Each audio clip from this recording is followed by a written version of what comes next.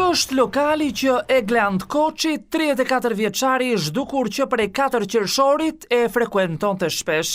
Është i miku të tij Armand Shakaj, 41 vjeçarit që prej ditësh ka marrë ratin. Dera e kyçur dhe askush nuk ndodhet në lokal. Mbi tavolina janë akoma shishet e ujit të palëvizura nga aty, bashkë me sende të tjera. Ngjitur me lokalin është kjo derë e cila të çon në katin e dytë me vetrat të rrethuar xhami, ku gjenden edhe bizneset të tjera. Report TV mundi të hyjë brenda dhe në cepin e korridorit bie në sy një derë krejt ndryshe nga të tjerat që janë prej xhami.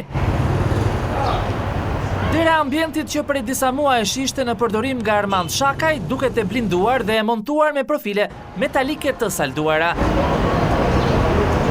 Në këtë ambient dyshohet se ka hyrë me këmbët e veta dhe me vullnet të plot Egland Koçi, fati i cilit është mbuluar me mister.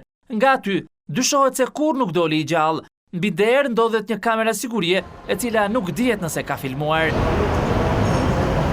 Në anën tjetër të korridorit, pranë fasadës së pallatit, ndodhet kjo kamera sigurie, së cilës janë këputur lidhjet elektrike.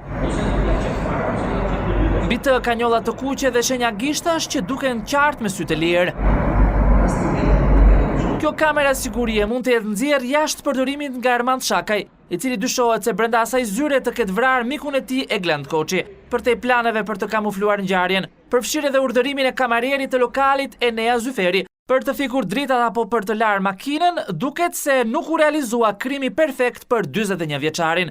Report TV takoi pranë lokalit dhe zyrës së tij të katit të dytë banor të zonës, të cilët deklarojnë se nuk pan gjë të dyshimt, ndërsa Shakaj ne tregoi njëri të qetë dhe që nuk përziej shumë të tjerë. Më 5 qershor, një ditë pas ngjarjes, dikush thotë se ndjeu në katin e dytë një erë të rënë detergjentësh, por nuk i kushtoi rëndësi, pasi aty gjendet një parukeri. Dyshohet se në orët e para të mëngjesit të së premtes, Armand Shakaj pasi la motorin e Egland Koçit te 5 maji, u kthye te zyra dhe pastroi të gjithë vendin e ngjarjes, por harroi njollat e kuqe mbi kamerën e sigurisë.